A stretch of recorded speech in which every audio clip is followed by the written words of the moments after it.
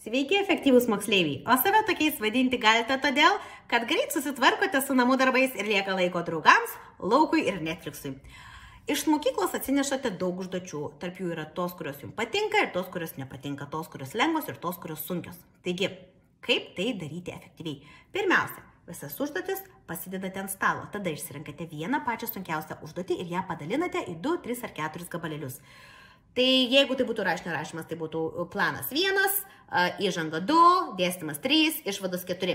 Tada pradedate nuo lengvos ir malonios užduoties, gaunate dopamino, džiaugsmo, kad jau pradėjote ir jėgų tęsti toliau.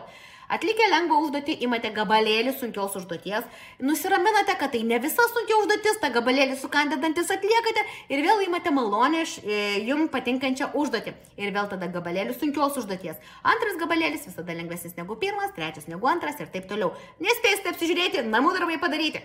Taigi ir išvengsite 2 didžiausių mokinių daromų klaidų. Pirma klaida, kai pradedama nuo sunkiausio darbo ir tada nusiviliama, išseikvojama mentalinė energija ir pagaliau nebedaroma nieko. Arba pradedama nuo lengvų užduočių ir daromos visos lengvos užduotis ir galiausiai nebelieka energijos atlikti tą sunkią užduotį. Taigi, išbandykite porcijavimo metodą, parašykite kaip sekėsi, mėkite, dalinkitės, likite suskulsi ir likite efektyvūs. Iki.